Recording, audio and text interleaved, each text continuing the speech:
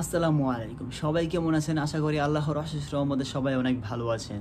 তো টাইটেল এবং থাম্বনেল দেখে অবশ্যই বুঝে গেছেন আজকের ভিডিওটা কোন দেশের ভিসা রিকোয়ারমেন্ট সম্বন্ধে হতে যাচ্ছে।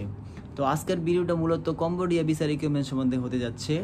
তো যারা মালয়েশিয়াতে ট্যুরিস্ট ভিসা এবং স্টুডেন্ট ভিসা, ওয়ার্ক ভিসা যে কোনো ভিসায় থাকেন না কেন, আপনারা চাচ্ছেন যে ভিজিট ভিসায় কম্বোডিয়া ভিজিট ভিসায় যেতে কী কী ডকুমেন্ট লাগে, তো সমস্ত কিছু আমি আজকের ভিডিওতে গুছিয়ে বলবো। সম্পূর্ণ ভিডিওটা মনোযোগ সহকারে দেখবেন এবং কথা না বাড়িয়ে শুরু করা যাক আজকের মূল ভিডিও। মূলত যারা আমরা ভিজিট ভিসায় কম্বোডিয়া যেতে যাচ্ছি বাংলাদেশ থেকে, আমাদের বাংলাদেশ আমরা ফাইলটা সাবমিট করলে আমাদের ভিসা রিজেক্ট হয়ে যাচ্ছে বা আমরা যে কোনো উপায়ে ভিসাটা হচ্ছে না, অনেকবার চেষ্টা করার পরে ভিসা হচ্ছে না। এবং আমরা অনেকেই ভিজিট করতেছি সিঙ্গাপুর, মালয়েশিয়া। যারা মালয়েশিয়া ভিজিট করতে আসছেন তারা দয়া করে তাদের পুরো ভিডিওটা দেখবেন। যারা মালয়েশিয়া ভিজিট ভিসায় আসতেছেন বাংলাদেশ থেকে, কিন্তু আপনারা কম্বোডিয়া ভিজিট ভিসা যেতে চাচ্ছেন কিন্তু ভিসাটা আপনার নাই, মালয়েশিয়া থেকে অবশ্যই কম্বোডিয়ার ভিসাটা করে নিয়ে যাবেন। এটা খুব ইম্পর্টেন্ট। বাংলাদেশ থেকে তো আপনি অনেক সমস্যা ফেস করতেছেন, এটা মালয়েশিয়া থেকে আপনার জন্য অনেক ইজি হইব। আমি সম্পূর্ণ কিছু এই ভিডিওর মধ্যে বলবো কীভাবে যে আপনি করবেন। তো যারা মালয়েশিয়াতে অন্য অন্য পারমিটে আছেন, ওয়ার্ক পারমিট বা স্টুডেন্ট পারমিটে আছেন যারা, তারাও কিন্তু অনেক সহজে করতে পারবেন। সবার জন্য যারা ভিজিট ভিসা, ওয়ার্ক, স্টুডেন্ট সবাই করতে পারবেন। যারা ভিসা করতে চাচ্ছেন তাদের কী কী ডকুমেন্ট লাগবে? ডকুমেন্ট হলো number 1 visa application. Visa application আপনার এটা অনলাইন থেকে বাইর করে ফিল আপ করার কোনো দরকার নেই। আপনি এম্বাসিতে যাবেন, এম্বাসিতে যাওয়ার পরে আপনি কম্বোডিয়া এম্বাসিতে যাওয়ার পরে ওরা ভিসা অ্যাপ্লিকেশন দিবে, আপনি ওই জায়গায় বসেই 5 মিনিট লাগবে এটা লেখা জমা দিয়ে দিবেন। So number 1 visa application. Number 2 হলো flight ticket, return flight ticket dummy কাটবেন। অরিজিনাল ফ্লাইট টিকিট কাটার কোনো দরকার নেই, ডামি কাটবেন। এবং হোটেল বুকিংও ডামি, হোটেল বুকিং দিবেন ডামি। সো এই তিনটা হয়েছে। আর লাগবে হলো আপনার ভ্যালিড পাসপোর্ট, আপনার ভ্যালিড পাসপোর্ট লাগবে। তো আপনার পাসপোর্টের মেয়াদ ম্যাক্সিমাম 6 মান্থ থাকতে হবে, 6 মাস। এবং আপনার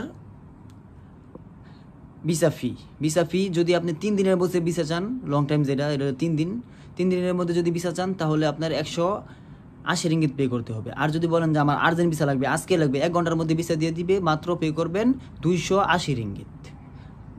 মানে সাথে সাথে ভিসা দিয়ে দিবে, 1 ঘন্টার মধ্যে ভিসা দিয়ে দিবে আর আপনার বসায়া।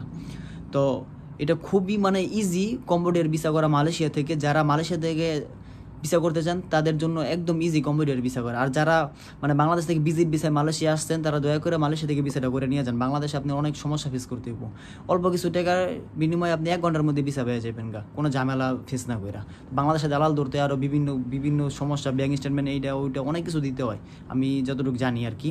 তো আজকে আমি ভিসা করতে গিয়েছিলাম, তো ওই অভিজ্ঞতাটি আপনাদের সাথে শেয়ার করতেছি। তো আজকে আমি ভিসা করতে গিয়েছিলাম, তখন আমরা 5 জন বাংলাদেশি ভাই ছিলাম, তার মধ্যে 2 জন ছিল ভিজিট ভিসা। তারা আসছিল এম্বাসির সামনে, তখন ওরা বলছিল মনে হয় অ্যাকসেপ্ট করবেন। আমি বলছি আপনারা চেষ্টা করেন, অ্যাকসেপ্ট করতে পারে। তখন তার ভিতরে গেল, যাওয়ার পরে বলছে যে হ্যাঁ হবে, ভিজিট ভিসাই হবে, সমস্যা নেই। সো আমরা 5 জন একসাথে কম্বোডিয়ার ভিজিট ভিসা নিয়েছি। এই যে স্ক্রিনের মধ্যে ছবিটা আপনাদের শো করতেছি, দেখেন। এই যে আমরা 5 জন একসাথে ভিজিট ভিসাটা নিয়েছি। যারা মালয়েশিয়া থেকে ভিজিট ভিসা করে কম্বোডিয়া যেতে চান তাদের জন্য একদম সুবর্ণ সুযোগ। এখন আপনারা যে ভিসা লাগালে এখন ওরা ইচ্ছা মতো ভিসা দিতেছে, আপনার কোনো ঝামেলা ছাড়া, কোনো প্রশ্ন, কোনো হার্ড ডকুমেন্ট কোনো দরকার নাই, ব্যাঙ্ক স্টেটমেন্ট, কোনো এনওসি কিচ্ছু লাগবে না আপনার। শুধুমাত্র আমি যে ডকুমেন্টগুলো বলছি সব কিছু ডকুমেন্ট আমি ডিসক্রিপশন বক্সের মধ্যে দিয়ে রাখবো, আপনারা দেখে নেবেন ভালোভাবে। তো যদি ভিডিওটা আপনার হেল্পফুল হয়ে থাকে, যদি ভালো লেগে থাকে, অবশ্যই চ্যানেলটি সাবস্ক্রাইব করে পাশে থাকবে। আমি অন্য আরও দেশের ভিসা রিকোয়ারমেন্ট নিয়ে ভিডিও করব, তো ওই ভিডিওগুলো যাতে মিস না করেন এই জন্য চ্যানেলটা সাবস্ক্রাইব করে পাশে থাকা বেল আইকনটা বাজিয়ে রাখুন। দেখা হবে আগামী ভিডিওতে। আল্লাহ হাফেজ।